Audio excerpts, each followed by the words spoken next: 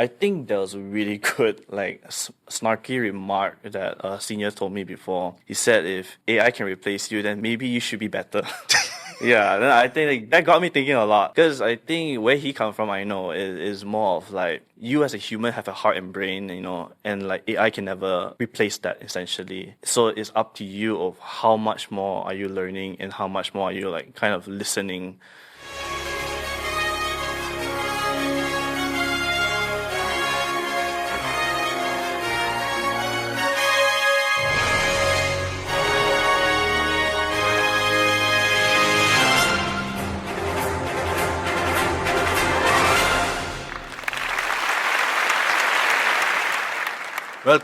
Welcome, ladies and gentlemen, to this episode of the NexGen show.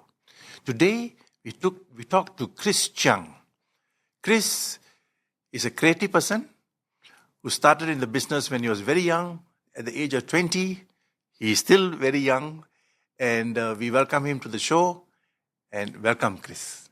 Hi. Yeah, glad to be here. So tell us, you started in the business at the age of 20. Yeah. Why? I think Did you have other things to do? No, I think because like when I was a student, I was already kind of excited to create. I think like as an individual who I am, I was just excited to create, and I think the reality is also because I was raised in Brunei, so my family's there. So I remember when I graduate, I didn't really want to waste time of like wondering what's next, because I think I sort of knew what I wanted to do, which was to create and do ads and whatsoever. So from the get-go, it was like straight after graduate, it was applying internships or like full-time and stuff like that. It has been what? How many years now? Around 8 years. Around 8 years, huh? Yeah, around 8 years. Yeah. Why do you draw such a breath? It sounds like it sounds like 100 years. Time in advertising is different. I think everyone knows that. Yeah, a year feels like 50, a day feels like 10. What are the changes that you've seen so far? A lot, actually. Yeah, I mean, like even this year, like the whole Gen AI and everything. I think I've come from a point where briefs were written in paper and then it was to WhatsApp and then it was an email, and then unironically we're back to paper because we missed the human interaction. So a lot changes, I would say, even how we think and how we see or how we do work. Yeah, I would say I think I was fortunate to really saw the difference between the last few era where it's all about craft, and then now it's more of, I would say, the mix of like marketing and like creativity. Yeah. You are an art director. Currently senior art, yeah. Senior art director. Okay. So, I always look at art directors, I admire them because they organize everything. Yeah. People think that, those little details happen by accident. Right. But tell us the challenge of, those little, I'm talking about the craft side. Yeah. Tell us about that. I think craft is like something we have always put importance, just because like it changes a lot of perception, I would say. And I guess for me, it all started back even when I was a student, when like I think like maybe my peers or like people in the class usually complain about, oh, why is the design in Malaysia always looking a certain way or something like that.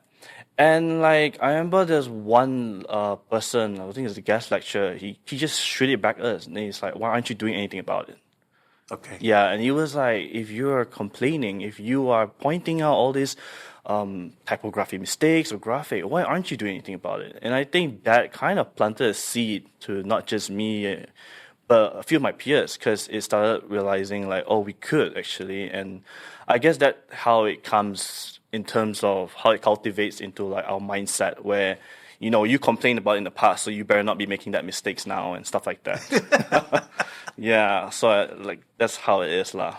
Well, that's also how you learn, right? Yeah, of course. Yeah. Do you still work on paper? Or? Oh yes. I may not be the most detailed illustration in my opinion, but I still love the craft behind it. I think it's different. Like you can add texture to your iPad or whatsoever, but there's something different of drawing storyboards, key visuals into your paper because it feels like you're bringing something to life. And I've always found like magic behind there where like I would be sketching a masthead, I'll be sketching this. Yeah, it's extra steps because you have to take picture of it, then trace it back on Photoshop or Illustrator. But for me, it's almost like I'm using my hand, so it feels a bit of like craftsmanship kind of thing, or like a blacksmith for the lack of better words. Yeah. You know, if you have that A3 pad in front of you, Yeah. and you are jotting things down, Yeah. it's not just the craft, even ideas, right? Yeah, brainstorm is different. When you start circling things, pointing things, suddenly it's connecting faster than writing on the notes and then hope things connect. I don't know. I think especially with like my own team, we like to use whiteboards, for example. Okay. Yeah, so it's like, yeah, I think when you write things down, it's almost like you materialize whatever you're thinking about, you know? Yeah, so I think it's different that way, lah. Sometimes people forget the process, you know. But I believe, like if you have this big pad in front of you and you wrote whatever you had to write, ideas, and you just took a walk around the office and came back after 10 minutes, you'll have another perspective. Yeah, it is definitely also... Do you take a lot of walks? Oh, yes. Yeah, I think I am always been a quite curious person. Whenever I see someone working on something interesting, I get really excited. I'm like, oh, what are you doing? What's going on here? And it may not be my brand or it may not be my work, but I've always been interested in how people even articulate what they do. So I like to like walk around and just see people's work. And of course, if I'm not too tired or shy, I will try to ask like, oh, what are you doing? What have you been doing today? And everything like that. I want to also congratulate you. You have won some awards at the Kanchels and the Dragons. How do these awards add meaning to what you do? I think it's a sense of acknowledgement because it's like a lot of blood, sweat, tears go behind the work. Yeah, and like sometimes it's like, yeah, it's very gruesome and very tiring. And for me, the achievement is when you finish the work, it's out there. For me, that's the award for me. And the real metal awards or stuff like that is just more of like an additional acknowledgement. And I think for me, I get particular about this because sometimes I've always wondered, am I chasing awards or am I chasing good ideas? And I think there's a real big difference there because sometimes when we chase awards, it's almost like we don't think what the consumer or what people actually like, and we just think what looks good on the case study. And I would rather do good ideas and like, you know, if it works, it goes to an award, you get a medal, and it's a big celebration lah. That's very interesting, and I would like to expand on that. Sure. There's a school of thought that believes that it should be for big brands and, you know, it should be for large teams and stuff like that. But there's also a school of thought that since it is a festival about creativity, it can break the boundaries, you know. So, I mean, that's how the birth of so-called scam ads, or ads done for award shows. And I've had this debate for a long time with Neil French. Neil French is a long-time creative director and all that. And he'd say, there's nothing wrong with scam ads. He said, the creative show is about creativity. So if somebody does a poster for a friend of his down the road, you know, for a hairdressing salon, and through that process express some creativity, there's nothing wrong with that. I'm just saying that's one school of thought. And there are, of course, the other school of thought. I feel that this debate actually flourishes the whole idea about being creative, you know, and brings back the game in our business lah. That how important creative is. You know? On that note, I want to ask you a question. Yeah, sure. Do you think that AI takes the work out of the work? You know, like for example, you as an art person, as a creative person, you know that creating an idea is not that easy. You know, it's difficult. You know, there's a process.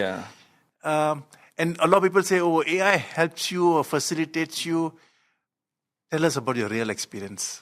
So I think AI personally for me has been quite an experience just because I think me as a creative or like even a person that loves art, I create art on my own Instagram. Like Okay. I draw a lot and then I post it. And I experienced it firsthand, someone actually taking it and then using AI generate to create something with it. And at first it was like, okay, oh, that's new, like someone taking your work and then creating something with it. And I felt that like how a lot of artists would feel like your work being stolen and stuff like that. But at the same time, like in our line of work, where it's a lot of churning and everything, AI does come with a help in the sense of like productivity. So I think personally for me, as my personal point of view, is like AI has always been seen as a tool to me. It's just another Adobe tool. It's just another tool, and it's how you use it. I think that is more important. It's like I always tell myself or even my peers, don't let AI think your ideas. You should be the one thinking your ideas, and then at most, AI is just there to amplify it. It's just maybe there to decorate it, but the idea should still always be yours. That's the right and healthy way of looking at it. Yeah. Yeah. I've got a lot of opinions about, receive a lot of opinions about how AI is. No, a lot of people have the wrong perception of AI. You think the AI can replace, like you mentioned, you're right. AI adds to the productivity. Yeah, I think there was a really good, like, snarky remark that a senior told me before. He said, if AI can replace you, then maybe you should be better. Yeah, then I think like, that got me thinking a lot. I was like, huh, okay. Because I think where he come from, I know, is more of like, you as a human have a heart and brain, and like AI can never replace that essentially. So it's up to you of how much more are you learning and how much more are you like kind of listening. Very interesting. You know, I watch a lot of trends. Yeah.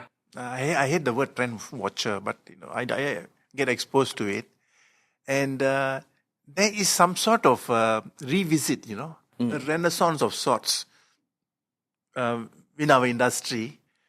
Now, brands are looking more at cultural values, Oh yeah. and they've rightly identified that this is something artificial intelligence will take some time to grapple with, Um, but it resonates and it resides in the human brain, because cultural values are summation of experiences, isn't it? Yeah. And it's our history. It's our Yeah. history. Yeah. Like, what you've experienced as a student, then coming into the business all these years, those are the experiences that will um, allow you or help you to build some sort of idea that is, full of so-called cultural values. Yeah, that's actually very interesting because like I think like I was raised in Brunei and like to be very honest, there wasn't much ads. There wasn't much like going around. I mean, like it was a beautiful, quiet country. Yeah, but I think once I came to Malaysia, I didn't realize how strong the culture is. In terms of not just like the races or what, but the heritage and whatnot. I think that always came as a shock to me when I first was studying here. I didn't really, 'cause I didn't grow up with festive film or whatsoever, but to see like how it's been like part of culture, like and stuff like that. And I was fortunate enough to also be one that created some of it, and I see the impact of it, and like it's very beautiful, I would say. Yeah, I personally wish that we can own our culture even more. We have a beautiful culture, Beautiful. Yeah. and we should own it, Yeah. and create our own identity, so to speak. I just think you just want to add a little because I think like there was in a project I was working. Then, the person was, of course, he created heritage related art, and he was sharing his passion and everything and his frustrations. And one of it was he was saying how like the countries like Japan or Mexico, they wear their culture as a badge. They wear a badge of honor, like they're proud of it. Like, and I think we've seen it. Like, even Malaysians, like we're glazing Japan culture because it's so exposed and everything. But when we come back to here, like we're scared. Like, oh, is it because it's too much of this, or is it too much of that, or is it Is it like, but yeah, I don't know. I guess for me, I resonate with that frustration because I think when I came here, I was like, whoa, there's so much, there's so much like design behind it, story behind. There's also mixed culture like Nonya and stuff like that. I've always been like, whoa, like very shocked in that sense. And like, I think I personally was trying to push of narrative or like letting that be in the front, but I will also understand that maybe the fear of like misrepresentation and stuff like that may hold us back lah. But I wish we can own it even more. Actually, that's quite an exciting challenge. Yeah. Today, with all those platforms available, it's a multi-channel world, isn't it? Yeah. Yeah. Very interesting. Yeah. Thank you, Chris. I I think. wish you well, Yeah. and for all that you've achieved in such a short span of time. Thank you. Thank you. I'm sure that there's much more ahead for you, lies in store for you. Yes, a lot. And, A bucket list to do. That's exciting in itself. Yeah. Thank you, Chris. Thank you. So, ladies and gentlemen, we've come to the end of another episode of NexGen show, and we've been talking to Chris Chiang. Until we meet again, thank you.